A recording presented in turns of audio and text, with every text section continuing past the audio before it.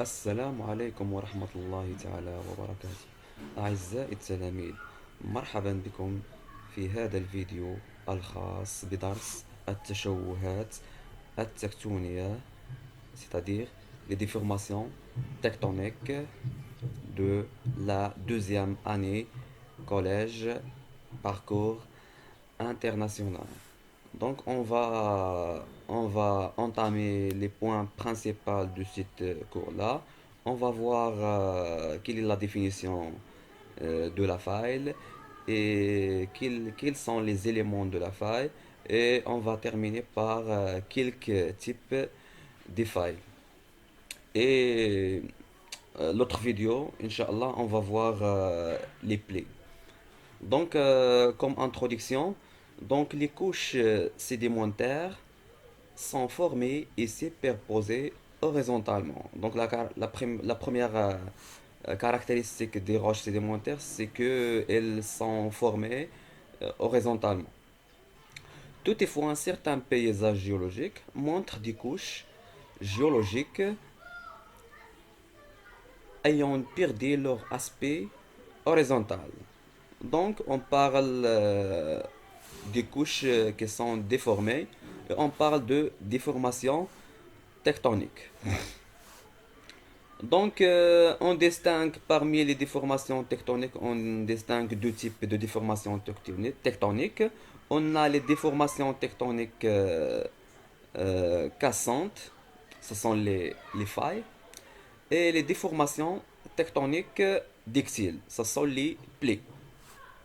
Donc les questions qu'on va voir dans ce cours-là, la première question, quelles sont les caractéristiques des plaies, c'est-à-dire les déformations tectoniques souples ou bien dictiles, et des failles c'est-à-dire les déformations tectoniques cassantes, et comment ils se forment, que ce soit au niveau des zones de subduction ou bien des zones d'éloignement.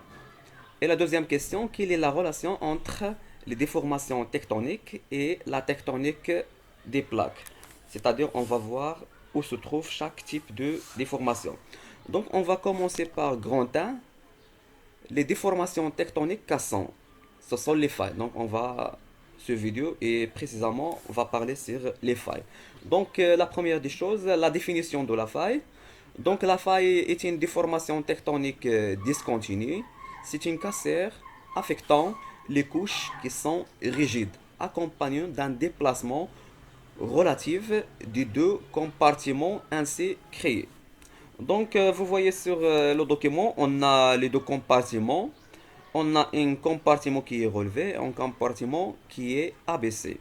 Et entre ces deux compartiments, on a la surface de la faille, ou bien la miroir de la faille, et on a des rejets, que ce soit vertical ou bien horizontal.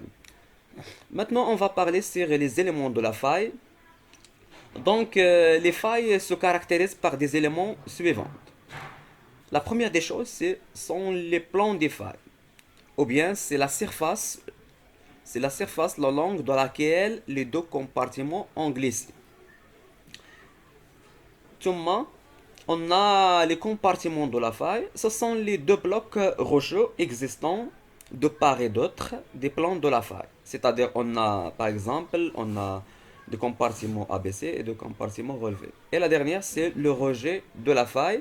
C'est la distance qui mesure la dénivellation créée entre les deux compartiments par la faille. يعني المسافة اللي تحركوا بها الكتلتين. Et la troisième chose, c'est on va voir quelques types de failles. Donc on a plusieurs failles. Par exemple, on a la faille verticale, la faille normale, la faille inverse, et le décrochement dextre et le décrochement sinistre. Donc par exemple, les caractéristiques de faille qui est verticale, on a le plan de faille il est vertical, le déplacement il est aussi vertical. Normal, le plan de faille il est oblique et le déplacement incliné et les compartiments s'écartent. La faille inverse, le plan de faille il est oblique, le déplacement incliné et les compartiments se rapprochent. Et le décrochement dextre, on a le plan de faille il est vertical ou bien oblique et le déplacement horizontal est à droite.